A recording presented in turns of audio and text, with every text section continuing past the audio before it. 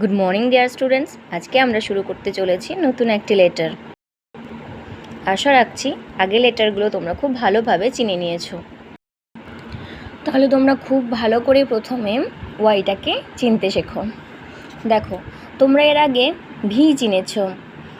তোমরা জানো ভি কী রকম। দেখো, যদি আমরা এইটুকু বাদ দিই, নিচের এই দাগটা যদি আমরা বাদ দিই, তাহলে এইটুকু হয় ভি। ডাব্লিউও তোমরা শিখেছো, পাশাপাশি ডবল ভি দিলেই কিন্তু হয়ে যায় ডাব্লিউ। আর ওয়াই কীভাবে হয়? ভি এর নিচে সোজা একটা দাগ দিলেই কিন্তু সেটা ওয়াই হয়ে যায়। তাহলে তোমরা যারা ভি এবং ডাব্লিউ লিখতে শিখে গেছো, তাদের কাছে ওয়াই লেখাটাও খুবই সহজ। এর সাথে সাথে তোমরা আরও একটা জিনিস দেখো, এই যে স্মল লেটার ওয়াই, এটা আর ক্যাপিটাল লেটার ওয়াইটা অনেকটাই একই রকম। পার্থক্য শুধু এই যে স্মল লেটার ওয়াইটা একটু বেঁকিয়ে। তাহলে তোমরা প্রত্যেকে ওয়াইটাকে ভালোভাবে দেখে নাও, আর ওয়াই ফর কী হয় সেটাও দেখে নাও। দেখো, প্রথমে একটা ছবি দেওয়া আছে। এটা কি? এটা হচ্ছে ইয়ার্ন। এটা হচ্ছে ইয়ার্ন। আর ইয়ার্নের স্পেলিংয়ের প্রথম লেটারটি হয়েছে ওয়াই। তাহলে আমরা কি বলবো? Y for yarn. ইয়ার্ন মানে সুতো।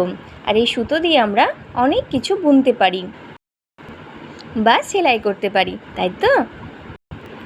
আচ্ছা, তাহলে এই ওয়াই দিয়ে আর ঠিক কী হয় সেগুলো চলো আমরা জেনে নিই। দেখো, এখানে আছে ওয়াই। ওয়াই ফর ইয়াক। ইয়াক মানে চমড়ি গায়। নেক্সট দেখো আছে ইয়ক। ইয়ক মানে ডিমের কুসুম।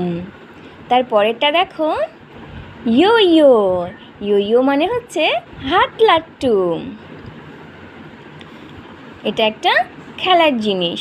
তারপরে দেখো, তোমরা দেখতে পাচ্ছ একটা সুন্দর ছবি দেওয়া আছে। একটা নৌকার ছবি দেওয়া আছে। এটাকে বলছে ইয়ট। ইয়ট মানে পালতোলা নৌকা। ইয়ট মানে পালতোলা নৌকা। দেখো, এদের প্রত্যেকটার বানান কিন্তু প্রথমে ওয়াই দিয়ে শুরু হচ্ছে। দেখো, প্রত্যেকটার yak Y, yak Y, yo yo Y, yacht Y. প্রত্যেকটার স্পেলিং কিন্তু ওয়াই দিয়ে শুরু হয়েছে। সেজন্য আমরা কি বলবো? Y for yarn, Y for yak মানে চমড়ি গায়, ওয়াই ফর ইয়ক মানে ডিমের কুসুম, ওয়াই ফর ইয়ো ইয়ো মানে হাত লাট্টু, ওয়াই ফর ইয়াট মানে পালতোলা নৌকা। তাহলে তোমরা সবাই ওয়াই লেটারটি খুব ভালো করে চিনে নাও, আর ওয়াই ফর কী হয় সেগুলোও একটু দেখে নাও। সবাই তাহলে মন দিয়ে পড়তে থাকো। আজকে আসি, টাটা।